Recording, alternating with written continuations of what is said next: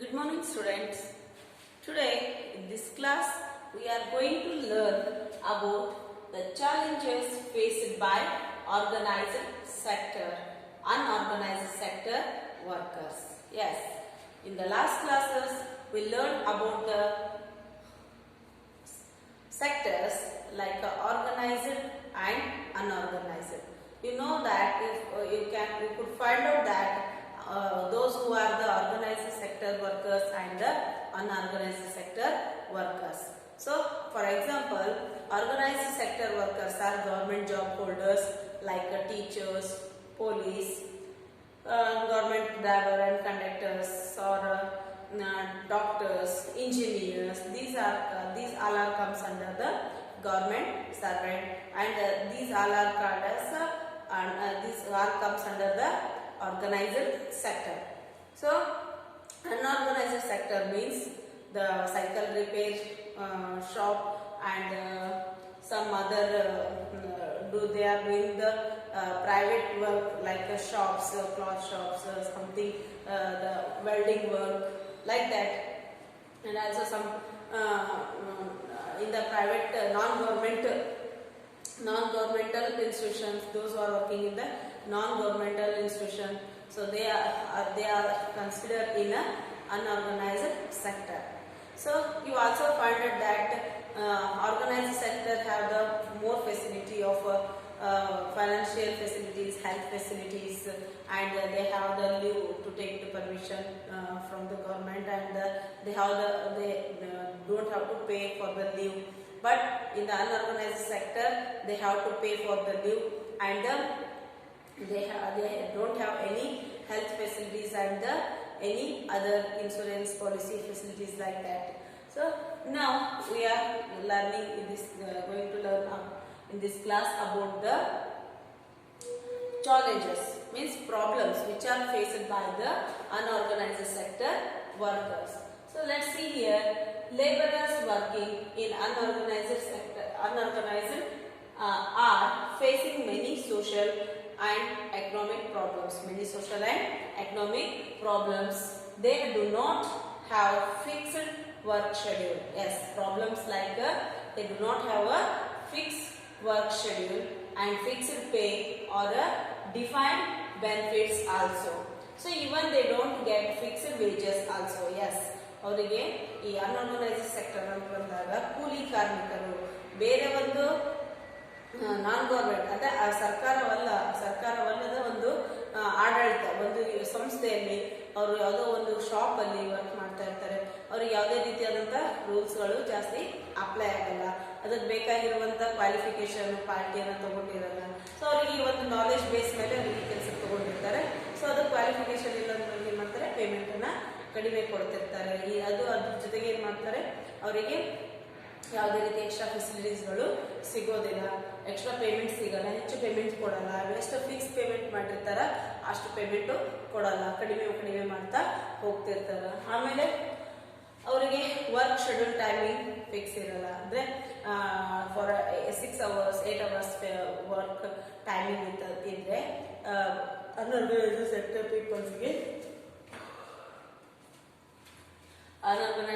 ಪೀಪಲ್ಸ್ಗೆ ಅದು work schedule fix ಇರಲ್ಲ. Any time if they have work then they will call them. ಯಾವಾಗೂ ಅವ್ರಿಗೆ work ಇತ್ತಂದ್ರೆ ಎನಿ ಟೈಮ್ ಅವರಿಗೆ ಕೆಲಸ ಮಾಡ್ಲಿಕ್ಕೆ ಕರೆಸ್ತಾರ. So these all are the main problems faced by the unorganised sector. They don't have work schedule, ಸರಿಯಾದ time table ಅಂತಿಲ್ಲ, ಇಂತಿಷ್ಟೇ ಟೈಮೇ ಮಾಡಬೇಕು ಅಂತಿಲ್ಲ. ಕೆಲಸ ಇದ್ರೆ ಡೇ ಒಳಗೂ ಫುಲ್ ಡೇ ಮಾಡಬೇಕು, ಫುಲ್ ನೈಟು ಮಾಡಬೇಕಾಗ್ತದೆ ಒಳಗೊಮ್ಮೆ. ಸೊ ಫಿಕ್ಸ್ಡ್ ಪೇಮೆಂಟ್, ಅದಕ್ಕೆ ಫಿಕ್ಸ್ ಪೇ ಸಿಗಲ್ಲ. ಸೊ ಡಿಫೈನ್ಡ್ ಬೆನಿಫಿಟ್, ಯಾವುದೇ ರೀತಿಯಾದಂಥ ಬೇರೆ ಮೂಲಗಳಿಂದ ಹೆಲ್ತ್ ಕಂಡೀಷನ್, ಹೆಲ್ತ್ ಇನ್ಶೂರೆನ್ಸ್ ಆಗಿರಬಹುದು, ಅಥವಾ ಗೌರ್ಮೆಂಟ್ ಇಂದ ಏನು ಸಿಗ್ತದಲ್ಲ, ಈಗ ಗೌರ್ಮೆಂಟ್ ಜಾಬ್ ಹೋಲ್ಡರ್ಸ್ಗೆ ಪೆನ್ಷನ್ ಹಣ ಸಿಗ್ತದೆ, ಹೆಲ್ತ್ಗೋಸ್ಕರ ಹಣ ಸಿಗ್ತದೆ, ಮತ್ತೆ ಹೆಲ್ತ್ಗೋಸ್ಕರ ರಜೆಗಳು ಸಿಗ್ತದೆ. ಆದರೆ ಇಲ್ಲಿ ಹಾಗಿಲ್ಲ. ಹಾಗೆ ರಜೆ ಮಾಡ್ಬೇಕಂದ್ರೆ ತಮ್ಮ ಸಂಬಳವನ್ನ ಕಟ್ ಮಾಡಿಕೊಂಡು ದುಡಿಬೇಕಾಗ್ತದೆ. ನಾವೀಗ 1 day ಬಿಟ್ವಿ ಅಂತಂದ್ರೆ ಅವತ್ತಿನ ದಿನದ ಪಗಾರ ಕಟ್ ಮಾಡ್ತಾರೆ. ಸೊ ಆ ರೀತಿ. ಸೊ ಅದು ಇಲ್ಲಿ ಫಿಕ್ಸ್ ವೇಜಸ್. ಯಾವ್ದು ರೀತಿ ಫಿಕ್ಸ್, ಈಗ ಗೌರ್ಮೆಂಟ್ ಜಾಬ್ ಹೋಲ್ಡರ್ಸ್ 15,000 20,000 30,000 40,000 ಪೇಮೆಂಟ್ ತಗೊಳ್ತಾ ಇದ್ರೆ ಇಲ್ಲಿ 5,000 6,000 ತಗೊಳ್ತಾ ಇದ್ದಾರೆ. ಇದು difference between organized and unorganized sector workers. And the main problems like challenges. They have to face some challenges like migration, social security, legal framework, child labor, physical and mental exploitation. Yes, these problems are faced by the unorganized sector workers. Migration, they have to move from one place to another place for the job. And social security, there is no social security for the unorganized sector workers. And a legal framework, there is no legal framework for them. So legal ಆಗಿ ಅಂತಂದ್ರೆ ಕಾನೂನುಬದ್ಧವಾಗಿ ಈಗ 18 ವರ್ಷದ ಒಳಗಡೆ ಇರುವಂತ ಮಕ್ಕಳಿಗೆ ಕೆಲಸ ಹಚ್ಚಬಾರ್ದು, ಹೌದಾ ಅಂದಾಗ ಆದ್ರೂ ಕೂಡ ಏನ್ ಮಾಡ್ತಾರೆ, ಎಷ್ಟೋ ಚೈಲ್ಡ್ ಲೇಬರ್ಸ್ ಅದ. ನೀವು ನೋಡ್ತೀರಿ ಈಗಂತೂ ಪ್ರೆಸೆಂಟ್ ನಿಮ್ಗೆ ನೋಡ್ಲಿಕ್ಕೆ ಸಾಕಷ್ಟು ಜನ ಸಿಗ್ತಾರೆ. ಯಾಕಂದ್ರೆ ಸ್ಕೂಲ್ ಇಲ್ಲ, ಮನೇಲಿ ಕುತ್ಕೊಂಡು ಏನ್ ಮಾಡ್ತೀರಿ, ಹೋಗ್ರಿ ಎಲ್ಲರ ಕೆಲಸಕ್ಕೆ ನೋಡೋರು ಜಾಸ್ತಿ ಜನ ಅದ, ನೀವು ನೋಡ್ತಿರ್ಬೋದು. So and child labour, physical and mental exploitation. ಈಗ ಫಿಸಿಕಲ್ ಅಂಡ್ ಮೆಂಟಲ್, ಈಗ ಪ್ರೈವೇಟ್ ಅಂದ್ರೆ ಈಗ ದುಡಿತಕ್ಕಂಥ ಕೂಲಿ ಕಾರ್ಮಿಕರಿಗೆ ತಮ್ಮ ಶ್ರಮವನ್ನ, ಫಿಸಿಕಲ್ ಬಾಡಿ ಶ್ರಮವನ್ನ ಹಾಕ್ತಿರ್ತಾರೆ. ಅಂದ್ರೆ ಈಗ ರೋಡ್ ಕನ್ಸ್ಟ್ರಕ್ಟ್ ಮಾಡಕ್ ಹೋಗ್ತಿರ್ತಾರೆ, ವೆಲ್ಡಿಂಗ್ ವರ್ಕ್ ಮಾಡ್ತಿರ್ತಾರೆ, ಮನೆಗಳನ್ನ ಕಟ್ಲಿಕ್ಕೆ ಅವ್ರ ಕೈ ಗೌಂಡಿ ಕೆಲಸ ಅಂತ ಹೇಳ್ತೀವಿ ನಾವು, ಅವ್ರು ಕನ್ಸ್ಟ್ರಕ್ಟ್ ಮಾಡೋವೆಲ್ಲ ಅವ್ರು ಹೋಗ್ತಾರೆ. ಒಂದು ಕಂಪನಿಗಳಲ್ಲಿ, ಫ್ಯಾಕ್ಟ್ರಿಗಳಲ್ಲಿ ಅವ್ರೇನ್ ಮಾಡ್ತಿರ್ತಾರೆ, ಪ್ರತಿಯೊಂದು ಪ್ರಾಡಕ್ಟ್ ತಯಾರು ಮಾಡ್ಬೇಕಾದ್ರೆ ಅಲ್ಲಿ ಕೈಯೊಳಗ ಕೂಲಿ ಕಾರ್ಮಿಕರು ಬೇಕಾಗ್ತಿರ್ತಾರೆ. ಸೊ ಅವರೆಲ್ಲರೂ ಸಾಕಷ್ಟು ತಮ್ಮ ಫಿಸಿಕಲ್ ಎಫರ್ಟ್ ಅನ್ನು ಹಾಕ್ತಿರ್ತಾರೆ. ಫಾರ್ಮರ್ಸ್, ಲ್ಯಾಂಡ್ಗಳಲ್ಲಿ ಅಂದ್ರೆ ಹೊಲ ತೋಟಗಳಲ್ಲಿ ಕೆಲಸ ಮಾಡಕ್ಕೆ ಬರುವಂತ ಕೂಲಿ ಕೆಲಸಗಳಾಗಿರ್ಬೋದು. ಆಮೇಲೆ ಇವರೆಲ್ಲರೂ ಏನಾಗ್ತಾರಪ್ಪ ಅಂತಂದ್ರೆ ಅನ್ಆರ್ಗನೈಸ್ಡ್ ಸೆಕ್ಟರ್ ಆಗಿರ್ತಾರೆ. ಇವರೆಲ್ಲ ತಮ್ಮ ಫಿಸಿಕಲ್ ಸ್ಟ್ರೆಸ್ ಅನ್ನ ಫಿಸಿಕಲ್ಗೆ ವರ್ಕ್ ಕೊಡ್ತಾರೆ. ಮೆಂಟಲ್ ಅಂದ್ರೆ ತಲೆ ಅಷ್ಟೇ, ಬುದ್ಧಿ ಅಷ್ಟೇ ವಿಚಾರ ಮಾಡದೆ ಜಾಸ್ತಿ ತಮ್ಮ ಶರೀರವನ್ನು ದುಡಿಸುವಂತಹ ಜನ ಅಂತಾನೆ ಹೇಳ್ಬೋದು. ಆದ್ರೆ ಅವ್ರು ದುಡಿಸತಕ್ಕಂಥವರಿಗೆ ಪೇಮೆಂಟ್ ಸಿಗಲ್ಲ. So let's see the first challenge which is faced by the unorganized sector people. Migration. What? Migration.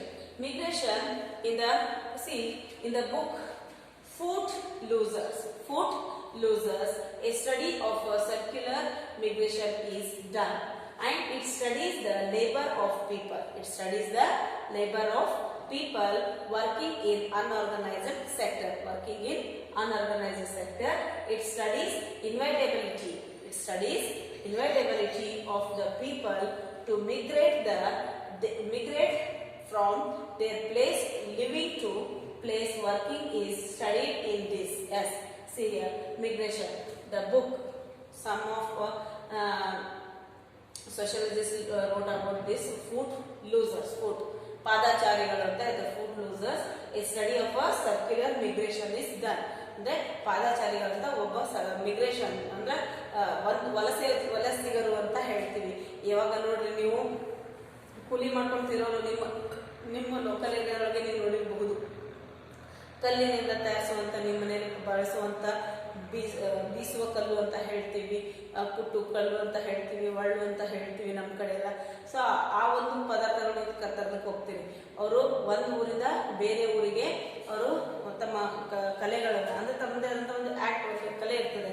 So ಅದರಿಂದ ಅವ್ರು ಏನ್ ಮಾಡ್ತಾರೆ, ಆ ಕಲ್ಲಿನ ಕೆತ್ತಿ ಒಂದು ವಸ್ತುಗಳನ್ನ ತಯಾರು ಮಾಡಿ ಅವ್ರು ನಿಮ್ಗೆ ಸೇಲ್ ಮಾಡ್ತಿರ್ತಾರೆ. ಇಲ್ಲಿ ಒಂದು ತಿಂಗಳಿದ್ರೆ ಮತ್ತೊಂದು ಊರೊಳಗೆ ಒಂದು ತಿಂಗಳು ಹೋಗ್ತಾರೆ. ಅದೇ ರೀತಿ ಐರನ್ ಆಕ್ಸೆಸ್ಗಳನ್ನ ತಯಾರು ಮಾಡುವಂತ ಜನ ಬರ್ತಾರೆ, ಆಮೇಲೆ ಮಡಿಕೆ ಮಾಡೋರು ಬರ್ತಾರೆ, ಪ್ಲಾಂಟೇಶನ್ ತಗೊಂಡು ಬರ್ತಾರೆ.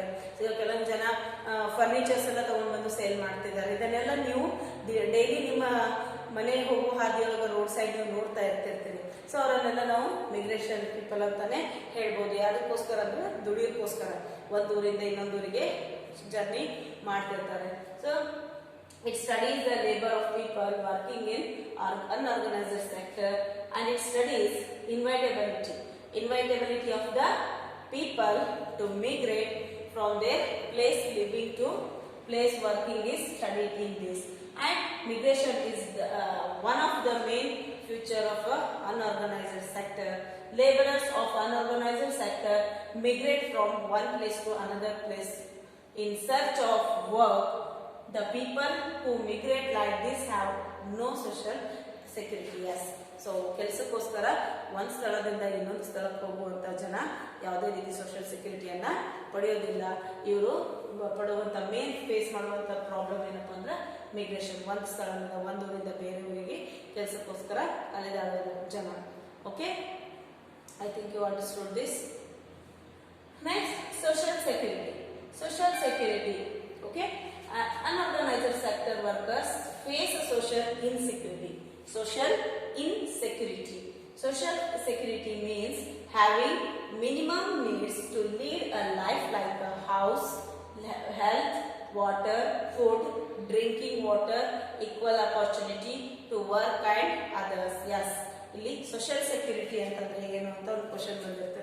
So social security means where we are living for the work, there we have to get house facility, drinking water facility, food facility, health facility, and equal opportunity for the work. But those who are migrating from the place to place, they will not get all these facilities. Yes, ನೀವು ಕೂಡ ನೋಡಿರ್ತೀರಿ, road ಪಕ್ಕದಲ್ಲಿ ಇರುವವರು ಮನೆ ಕಟ್ಕೊಂಡಿದ್ದಾರಾ? ಇಲ್ಲ, ಒಂದು ಗುಡಿಸಲು ಹಾಕಿರ್ತಾರೆ, ಆ ಗುಡಿಸಲೊಳಗೆ ಸ್ವಲ್ಪ ದಿನ ಇರ್ತಾರೆ, ಮತ್ತೆ ಅಲ್ಲಿಂದ ಬೇರೆ ಕಡೆ ಹೋಗ್ತಾರೆ. ಅವ್ರಿಗೆ ಸೇಫ್ ಸೆಕ್ಯೂರಿಟಿ ಇರ್ತದ, ಅವ್ರ ಹೆಲ್ತ್ ಕಂಡೀಷನ್ ಚೆನ್ನಾಗಿರ್ತದ ಅಲ್ಲಿದ್ರೆ? No way. ಎಸ್, ರೋಡ್ ಪಕ್ಕದಲ್ಲಿ ಇರ್ತಾರೆ, ಅಲ್ಲೆಲ್ಲ ಗಲೀಜು ಇರ್ತದ, ಅದ್ರ ಜೊತೆಗೆ ಅವ್ರು ಜೀವನ ಮಾಡ್ತಿರ್ತಾರೆ. ಹೌದಾ? ಸೊ ಎಷ್ಟೋ ಜನ ಏನ್ ಮಾಡ್ತಿರ್ತಾರೆ, ಡೊಂಬ್ರಾಡ್ಸೋರು ಅಂತ ನಮ್ಮ ಕಡೆ ಎಲ್ಲ ಹೇಳ್ತೀವಲ್ಲ, ಸೊ ಕೋತಿಗಳನ್ನ ಕುಣಿಸ್ತಾ ಮಕ್ಕಳನ್ನ ಡ್ಯಾನ್ಸ್ ಮಾಡಿಸ್ತಾ ಬರ್ತಿರ್ತಾರೆ. ಅವರು ಮಿಗ್ರೇಷನ್, ಅವರೆಲ್ಲ ಕೂಲಿ ಕಾರ್ಮಿಕರು, ಅಂದ್ರೆ ತಮ್ಮ ಹೊಟ್ಟೆಪಾಡಿಗಾಗಿ ಬದುಕುವಂತಹ ಜನ. ಒಂದೇ ಸ್ಥಳದಲ್ಲಿ ಇರೋದಿಲ್ಲ. ಹೌದಾ? ಅವ್ರಿಗೇನಾದ್ರೂ ನಿಖರವಾದ ಪ್ಲೇಸ್ ಇರ್ತದ, ಅವ್ರದ್ದೇ ಆದಂತ ಮನೆ ಇದೆಯಾ? ನೋ. ಅವ್ರಿಗೆ ಆದಂತ ಒಂದು ಆಧಾರ್ ಕಾರ್ಡ್, ವೋಟಿಂಗ್ ಕಾರ್ಡ್ ಅದಾವ? ಇಲ್ಲ. ಅವ್ರಿಗೆ ಇವತ್ತು ಇಲ್ಲಿ ಇರ್ತಾರೆ, ನಾಳೆ ಮತ್ತೊಂದು ಊರೊಳಗೆ ಇರ್ತಾರೆ. ಅಲೆಮಾರಿ ಜನಾಂಗ ಅಂತಲೂ ಹೇಳ್ತೀವಿ. ಹೌದಾ? So this is a main problem facing by the unorganized sector. So when they are migrating, then they will not get the social security. Yes, so this is the social security. And next challenge which is faced by the unorganized sector is legal framework. Legal framework. See here, for workers working in unorganized sector, many legal provisions does not apply at all. Many legal provisions, little bit. Okay, the institutions, those who are conducted, those who are started the institution, those who are taking the workers to do work in their institution, they will apply little bit provisions, legal provisions of the government, but not more than that. Government rules ಎಷ್ಟು ಇರ್ತದ ಅಷ್ಟನ್ನ ಇವರು apply ಮಾಡಲ್ಲ, ಸುಮ್ಮನೆ little bit ಅನ್ನ apply ಮಾಡ್ತಾರೆ. And for example, these workers do not receive wages as per this work duration. Yes, for example ಹೇಳ್ಬೇಕಂದ್ರೆ, government ಸರ್ಕಾರ ಏನು ಕೆಲಸ ತಗೊಂಡು ಗವರ್ಮೆಂಟ್ ಸ್ಕೇಲ್ ಕೊಡ್ತದ ಅಷ್ಟು ಪ್ರೈವೇಟ್ ಒಳಗೆ ಅಲ್ಲಿ ಸ್ಕೇಲ್ ಇರಲ್ಲ. Scale means payment. we will not get the government payment. Okay, and the wages as per the payment, the wages as per the payment of a gratuity act 1971 payment act. Okay, laborers ಗೆ ಅಂದ್ರೆ workers ಗೆ payment ಸಿಗಬೇಕು ಅಂದ್ರೆ ಯಾವ act ಪ್ರಕಾರ ಕ್ರಮ ಕೈಗೊಳ್ಳಬೇಕು ಅಂತಂದ್ರೆ payment of a gratuity act 1971. don't forget this act. Okay, 1971 are not available for these workers. Yes, ಇಲ್ಲಿ ಗವರ್ಮೆಂಟ್ ರೂಲ್ಸ್ ಪ್ರಕಾರ ಸಂಬಳ, ಯಾವ ಕೆಲಸಕ್ಕೆ ಎಷ್ಟು ಸಂಬಳ ಇರಬೇಕು, ನಿಗದಿಪಡಿಸಬೇಕು ಅನ್ನೋ ಒಂದು ಕಾನೂನು ರೂಲ್ಸ್ ನಾವೆಲ್ಲಿ ನೋಡಬಹುದಪ್ಪ ಅಂತಂದ್ರೆ ಪೇಮೆಂಟ್ ಆಫ್ ಗ್ರಾಚ್ಯುಟಿ ಆಕ್ಟ್ 1971 ಅಲ್ಲಿ ನೋಡಬಹುದು. But it is not applied for the unorganised sector workers. And apart from this, they are also not eligible for a provident fund and other such benefits. provident funds ಅಂದ್ರೆ ಈಗ ಏನು retired ಆದ್ಮೇಲೆ pension ಹಣ ಪಡಿತಾರಲ್ಲ, so ಆ ರೀತಿಯಾದಂತ ಹಣಗಳು ಅವರಿಗೆ ಯಾವುದೇ ರೀತಿ ಪ್ರೈವೇಟ್ ಅಲ್ಲಿ ವರ್ಕ್ ಮಾಡೋರಿಗೆ ಸಿಗೋದಿಲ್ಲ. Yes, so this is the legal framework of unorganized sector. And here comes fourth one, child labor. Yes, child labor is also one of the main challenge facing by the unorganized sector workers. Okay, and children work in the unhealthy. Children work in an unhealthy environment. Here, on many semi-skilled or unskilled workers. Yes, here children ಅಂತ ಬಂದಾಗ ಅವರಿಗೆ ಪೂರ್ತಿ knowledge ಇರಲ್ಲ, ಯಾವ work ಎಷ್ಟು ಅನ್ನೋದು experience ಇರ್ತದ. ಇವಾಗ ಈ ಕಡೆ ಎಜುಕೇಶನ್ ಪಡೆದಿರಲ್ಲ ಸರಿಯಾಗಿ, ಸೊ ಈ ಕಡೆ ಅವರಿಗೆ ನಾಲೆಜ್ ಜಾಸ್ತಿ ಇರಲ್ಲ, ಸೆಮಿ ಸ್ಕಿಲ್ಡ್ ಅರ್ಧಂಬರ್ಧ ತಿಳ್ಕೊಂಡಿರ್ತಾರೆ. ಸೊ ಈ ಒಂದು ಸ್ಥಿತಿಯೊಳಗೆ ಅವರು ಏನ್ ಮಾಡ್ತಾರೆ, ಕೆಲಸ ಮಾಡ್ಲಿಕ್ಕೆ ಹೋಗ್ತಾರೆ ಮಕ್ಕಳು. ಸೊ ಫಾರ್ ಎಕ್ಸಾಂಪಲ್ ಹೇಳ್ಬೇಕಂತಂದ್ರೆ children work in more numbers in fire crackers production. Yes, example ಹೇಳ್ಬೇಕಂದ್ರೆ ಫೈರ್ ಕ್ರ್ಯಾಕರ್ಸ್ ಅಲ್ಲಿ ಪ್ರೊಡಕ್ಷನ್ ಮಾಡೋ ಕಂಪನಿ ಒಳಗ ಫ್ಯಾಕ್ಟರಿ ಒಳಗ ಜಾಸ್ತಿ ವರ್ಕ್ ಮಾಡ್ತಾರ. ಸೊ ಅದರಿಂದ ಮಕ್ಕಳಿಗೆ ಏನಾಗ್ತದ, they work in a dangerous environment and without any guarantee of for a life. Yes, crackers, ನಿಮ್ಗೆ ಗೊತ್ತದ ಕ್ರ್ಯಾಕರ್ಸ್ ಯಾವ ರೀತಿ ಇರ್ತದ, ಒಂದು ಪಟಾಕಿ ಸಿಡಿಸಬೇಕಾದ್ರೆ ನಿಮ್ಗೆ ಏನಾಗ್ತದೆ, ಭಯ ಇರ್ತದೆ. ಸೊ ಅಂತ ಒಂದು ಫ್ಯಾಕ್ಟರಿಗಳಲ್ಲಿ ಚೈಲ್ಡ್ ಲೇಬರ್ಸ್ ವರ್ಕ್ ಮಾಡ್ತಾ ಇರ್ಬೇಕಾದ್ರೆ ಯಾವುದೇ ರೀತಿ ಡೇಂಜರಸ್ ಆದ್ರೆ ಮಕ್ಕಳು ತಮ್ಮ ಜೀವ ಕಳ್ಕೊಳ್ಳುವಂತ ಸಾಧ್ಯತೆಗಳು ತುಂಬಾ ಇರ್ತದೆ. ಸೊ ಇದೇ ರೀತಿ ಫೈರ್ ಕ್ರ್ಯಾಕರ್ಸ್ ಫ್ಯಾಕ್ಟರಿ ಒಂದೇ ಅಲ್ಲ, ಸಾಕಷ್ಟು ಫ್ಯಾಕ್ಟರಿಗಳಲ್ಲಿ ಮಕ್ಕಳು ಕೆಲಸ ಮಾಡ್ತಿರ್ತಾರೆ. It means before 18 years they will work in the factories. So then they will not get their guarantee about their life and the good health condition. Okay, and it is very dangerous for the children.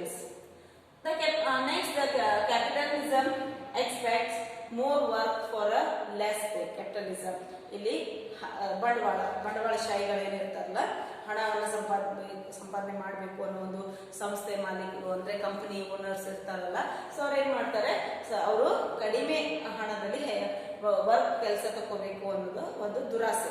ಅಂದ್ರೆ ಚಿಕ್ಕ ಮಕ್ಕಳಿಗೆ ಕೆಲಸ ಹಚ್ಚಿದ್ರೆ ಏನಾಗ್ತದೆ, ಅವ್ರಿಗೆ ಸಂಬಳ ಜಾಸ್ತಿ ಕೊಡುವಂತ ಅವಶ್ಯಕತೆ ಇರಲ್ಲ. ಬಟ್ ಚಿಕ್ಕ ಮಕ್ಕಳು ಅನ್ನೋದು ಆಗ್ತದ, ಅದು ಮಕ್ಕಳು ಜಾಸ್ತಿ ಕೆಲಸ ಮಾಡ್ತಾರೆ. ಸೊ ಆ ಒಂದು ದುರಾಸೆಯಿಂದನೂ ಕೂಡ ಅವರಿಗೆ ಒಳಗಾಗ್ತಾರೆ. ಅಂದ್ರೆ ಚೈಲ್ಡ್ ಲೇಬರ್ ಪ್ರಾಬ್ಲಮ್ ಫೇಸ್ ಮಾಡಬೇಕಾಗ್ತದೆ, ಮಕ್ಕಳು ಸಫರ್ ಆಗಬೇಕಾಗ್ತದೆ. Children become victims of this greed and in nutshell, unorganized sector fosters child labor. Unorganized sector ಏನ್ ಮಾಡ್ತಾವೆ ಅಂದ್ರೆ ಚೈಲ್ಡ್ ಲೇಬರ್ ನ ಇನ್ನಷ್ಟು ಬೆಳೆಸ್ತಾ ಹೋಗ್ತವೆ. ಯಾಕಂದ್ರೆ ಇಲ್ಲಿ ಯಾವುದೇ ರೀತಿ ಅನ್ಆರ್ಗನೈಸ್ಡ್ ಸೆಕ್ಟರ್ ಇರೋದ್ರಿಂದ ಸರಿಯಾದ ವಯಸ್ಸು ಕೇಳಲ್ಲ, ಸರಿಯಾದ ಎಜುಕೇಶನ್ ಕೇಳಲ್ಲ. ಹೀಗಾಗಿ ಅವರು ಕೆಲಸಕ್ಕೆ ಹಚ್ತಾರೆ. ಸಂಬಳ ಪೂರ್ತಿ ನಮ್ಗೇನು ಕರೆಕ್ಟ್ ಆಗಿ ಗವರ್ಮೆಂಟ್ ಸ್ಕೇಲ್ ಏನಾದ್ರು ಅದೇ ಸ್ಕೇಲ್ ಸಿಕ್ಕರೆ ಸಾಕು ಅನ್ನೋ ಜನ ಕಡಿಮೆ, ತುಂಬಾ ನಮ್ಗೆ ಬದುಕುವಷ್ಟು ಒಂದು ಸ್ವಲ್ಪ 100-200 ಸಿಕ್ಕರೆ ಸಾಕು ಅನ್ನೋ ಜನ ತುಂಬಾ ಜಾಸ್ತಿ ಇದ್ದಾರೆ. ಹಾಗಾಗಿ ಅನ್ಆರ್ಗನೈಸ್ಡ್ ಸೆಕ್ಟರ್ ಪೀಪಲ್ಸ್ ವರ್ಕರ್ಸ್ ಹೆಚ್ಚಾಗ್ತಾ ಇದ್ದಾರೆ. So let's see last point from this lesson, physical and mental exploitation. Yes, this is also one of the major challenge which is faced by the unorganized sector peoples, okay, workers. So physical, most of the women in unorganized sector work as a domestic helpers. Men, okay, most of the women they also doing work in a unorganized sector as a domestic helpers. ಹಣಕಾಸಿನ ಸಹಾಯಕರು ಅಂತ ಹೇಳ್ಬೋದು. ಆರ್ಥಿಕವಾಗಿ ಸಹಾಯ ಮಾಡಲಿಕ್ಕೆ ಮಹಿಳೆಯರು ಕೂಡ ತುಂಬಾ ಪ್ರಮುಖ ಪಾತ್ರವನ್ನು ವಹಿಸ್ತಾ ಇದ್ದಾರೆ. ಅದು ಅವರು ಗವರ್ಮೆಂಟ್ ಜಾಬ್ ಅಲ್ಲಿ ಜಾಸ್ತಿ ಜನ ಇಲ್ಲದೆ ಹೋದ್ರೆ ಏನಾಯ್ತು, ಯಾರು ಕುಂತು ತಿಂತಾ ಇಲ್ಲ ಹೆಣ್ಮಕ್ಳು. ಕಡೆಗೆ ಏನ್ ಮಾಡ್ತಾರೆ, ಅವರು ತಮ್ಮ ತೋಟದಲ್ಲಿ ಆದ್ರು, ಅವರು ಶಿಕ್ಷಣ ಪಡೆದಿಲ್ಲ ಅಂತಂದ್ರು ತಮ್ಮ ತೋಟದಲ್ಲಿ ಕಸ ಕೀಳು ಮಾಡೋದಾದ್ರೆ ತಮ್ಮ ತೋಟಗಾರಿಕೆ ಮಾಡೋದಾಗಿರಬಹುದು, ತರಕಾರಿ ಮಾರೋದಾಗಿರಬಹುದು, ಅಥವಾ ಹಾಲು ಮೊಸರನ್ನ ಮಾರೋದಾಗಿರ್ಬಹುದು. ಇಲ್ಲಪ್ಪ ಅಂತಂದ್ರೆ ಏನಂತೀರಿ ನಾವು, ಬೇರೆ ಕನ್ಸ್ಟ್ರಕ್ಷನ್ ಬಿಲ್ಡಿಂಗ್ ಅನ್ನ ಕನ್ಸ್ಟ್ರಕ್ಟ್ ಮಾಡ್ಬೇಕಾದ್ರೆ ಕಟ್ಟಡ ಮೇಸ್ತ್ರಿಕೆ ಒಳಗೆ ಹೋಗೋದಾಗಿರ್ಬಹುದು. ಜಾಸ್ತಿ ಹೆಣ್ಮಕ್ಳೇ ಹೋಗ್ತಿರ್ತಾರೆ ಹೆಣ್ಮಕ್ಳಿಗಿಂತ. ಆಮೇಲೆ ಅದು ಅಲ್ಲದೆ ಮಹಿಳೆಯರ ಮನೆಯಲ್ಲಿ ಸುಮ್ಮನೆ ಕೂತ್ಕೊಳ್ಳಲ್ಲ, ಮನೇಲಿ ಇದ್ರೂ ಕೂಡ ಅವ್ರು ಏನ್ ಮಾಡ್ತಾರೆ, ಏನಾದ್ರು ಕ್ಲಾತ್ಸ್ ಬಟ್ಟೆ ಬರೆಯೋದು, ಟೈಲರಿಂಗ್ ವರ್ಕ್ ಮಾಡ್ತಿರ್ತಾರೆ, ಪೇಂಟಿಂಗ್ ವರ್ಕ್ ಮಾಡ್ತಿರ್ತಾರೆ, ಅನದರ್ ಕ್ರಾಫ್ಟ್ ಹಣಿಕೆ ಅದೆಲ್ಲ ಹೇಳ್ತೀವಲ್ಲ ನಾವು, ಆ ಕ್ರಾಫ್ಟ್ ವರ್ಕ್ಸ್ ಎಲ್ಲ ಮಾಡ್ತಿರ್ತಾರೆ. ಅದರಿಂದ ಅವರು ಹಣ ಪಡಿತಿರ್ತಾರೆ. ಸೊ ಹೆಣ್ಮಕ್ಳು ಒಂದ್ ರೀತಿಯಲ್ಲಿ ಅವರು ಇಂಪಾರ್ಟೆಂಟ್ ರೋಲ್ ಅನ್ನ ನಿಭಾಯಿಸ್ತಿದ್ದಾರೆ, ಡೊಮೆಸ್ಟಿಕ್ ಹೆಲ್ಪರ್ಸ್ ಅಂತಾನೆ ಹೇಳ್ಬೋದು. The rate of physical and mental exploitation of these women has doubled these days, and as per the statistics of 2014 and 15, more than 77% of the women work in unorganized sectors. Yes, most of the women Okay, 77 ಎಲ್ಲಿ ನೋಡಿ 77% of the women are working in the unorganized sector by the statistics of 2014 and 15. And women are exploited sexually. Yes, this is the main problem which is facing by the women when they are going for the work, going to outside for the work. Then they will facing the problem of a sexual harassment. Okay, ಈಗ ಸಾಕಷ್ಟು ಜನ ದೊಡ್ಡ ದೊಡ್ಡ ಕಂಪನಿಗಳಲ್ಲಿ work ಮಾಡ್ತಿದ್ದಾರೆ. ಎಷ್ಟೋ ಜನ ladies engineer ಆಗಿದ್ದಾರೆ, ಡಾಕ್ಟರ್ ಆಗಿದ್ದಾರೆ, ಆಫೀಸರ್ಸ್ ಆಗಿದ್ದಾರೆ, ಪೊಲೀಸ್ ಆಗಿದ್ದಾರೆ, ಕಂಡಕ್ಟರ್ ಆಗಿದ್ದಾರೆ, ಡ್ರೈವರ್ ಕೆಲಸನೂ ಮಾಡ್ತಾ ಇದ್ದಾರೆ. ಇತ್ತೀಚೆಗೆ ನೋಡ್ತಾ ಇದ್ದೀವಿ ಪೈಲಟ್ ಆಗಿದ್ದಾರೆ. ಸಾಕಷ್ಟು ಜನ ಸಾಕಷ್ಟು ಫೀಲ್ಡ್ ಒಳಗೆ ಲೇಡೀಸ್ ಇದ್ರೂ ಕೂಡ ಅವರು ಒಂದು ಸೆಕ್ಷುವಲ್ ಹರಾಸ್ಮೆಂಟ್ಗೆ ಒಳಗಾಗ್ತಾ ಇದ್ದಾರೆ. So this is very bad for the womens, for working women, outside working women. So such incidents are being reported on a regular basis, and some of the problems faced are discussed above here. Yes, so ಯಾವ ರೀತಿ ಮಹಿಳೆಯರು ಅಥವಾ total unorganized sector peoples, how they are facing the problems in the society. Yes, so unorganized sector people totally facing or challenging the challenges like immigration, social security, legal framework, child labor, physical and mental exploitation. I hope you understood this lesson, students. We have to support the unorganized sector peoples to do their work better, and we have to proud them. ಯಾಕಂದ್ರೆ ಅವರು ತಮ್ಮ ಸ್ವಂತ ಕಾಲ ಮೇಲೆ ನಿಂದಿರ್ಬೇಕಂತೇಳಿ ಎಲ್ಲರಿಗೂ government job ಸಿಗಲ್ಲ, ಕೆಲವೊಬ್ಬರಿಗೆ ಅಷ್ಟೇ ಸಿಗ್ತದೆ. ಇವತ್ತಿಗೂ ಕೂಡ ಎಷ್ಟೋ ಜನ ಒಳ್ಳೆ MA PhD ಮುಗಿಸಿರ್ತಾರೆ, ಡಾಕ್ಟರೇಟ್ ಪಡ್ಕೊಂಡಿರ್ತಾರೆ. ಎಷ್ಟೋ ಜನ ಅವರೆಲ್ಲರೂ ಕೂಡ ಏನ್ ಮಾಡ್ತಾರೆ, ಯಾವುದೋ ಒಂದು ಶಾಪ್ ಇಟ್ಕೊಂಡು, ಯಾವುದೋ ಒಂದು ವರ್ಕ್ಶಾಪ್ ಇಟ್ಕೊಂಡು, ಯಾವುದೋ ಮೊಬೈಲ್ ಇಟ್ಕೊಂಡು ಏನೇನೋ ಒಂದೊಂದು ಪ್ರೈವೇಟ್ ವರ್ಕ್ ಅನ್ನ ಮಾಡ್ತಾ ಇದ್ದಾರೆ. ಯಾಕಂದ್ರೆ ಜಾಬ್ ಸಿಗೋದು ಕಷ್ಟ ಅಂತೇಳಿ. ಸೊ ಅಂತವ್ರಿಗೆ ನಾವು ಸಪೋರ್ಟ್ ಮಾಡಲೇಬೇಕು. So that's why I am going to tell you about students, please keep reading. ನೀವು ಎಷ್ಟು ಓದ್ತೀರಿ, ಎಷ್ಟು ಎಜುಕೇಶನ್ ನಿಮ್ಗೆ ಸ್ಟ್ರಾಂಗ್ ಆಗಿರ್ತದ. Education is a weapon, you know that. Education is a weapon. ಯಾವಾಗ ನೀವು ಪರಿಪೂರ್ಣ ಎಜುಕೇಶನ್ ಮುಗಿಸ್ಕೊಳ್ತೀರಿ, ಅವಾಗ ನೀವು ಯಾವುದೇ ಡಿಸಿಷನ್ ತಗೋಬಹುದು, ಯಾವುದೇ ಕೆಲಸದನ್ನ ಸಕ್ಸಸ್ಫುಲ್ ಆಗಿ ಮಾಡಬಹುದು. ಯಾಕಂದ್ರೆ ನಮಗೆ ಗೌರ್ಮೆಂಟ್ ಜಾಬೇ ಸಿಗ್ತದಂತಲ್ಲ, ನಿಮ್ಗೆ ಅಷ್ಟೆಲ್ಲ ನಾಲೆಜ್ ಬಂತು ಅಂತಂದ್ರೆ ನೀವು ಯಾವ ಕೆಲಸ ಬೇಕಾದ್ರೂ ಸಲೀಸಾಗಿ ಆರಾಮಾಗಿ ಹ್ಯಾಂಡಲ್ ಮಾಡಬಹುದು. ಓಕೆ, ಅದಕ್ಕೋಸ್ಕರ ಆದ್ರೂ ನೀವು ಸ್ಟಡಿ ಮಾಡಲೇಬೇಕು. ಗೌರ್ಮೆಂಟ್ ಜಾಬ್ ಅಂತಲ್ಲ, ನಿಮ್ಗೆಲ್ಲ ನಾಲೆಜ್ ಬರೋಕ್ಕೋಸ್ಕರ ಆದ್ರೂ ನೀವೇನ್ ಮಾಡಬೇಕು, ಸ್ಟಡಿ ಮಾಡ್ತಾನೆ ಇರಬೇಕು, ಸ್ಕೋರ್ ಮಾಡಲೇಬೇಕು. Okay, keep reading. Thank you.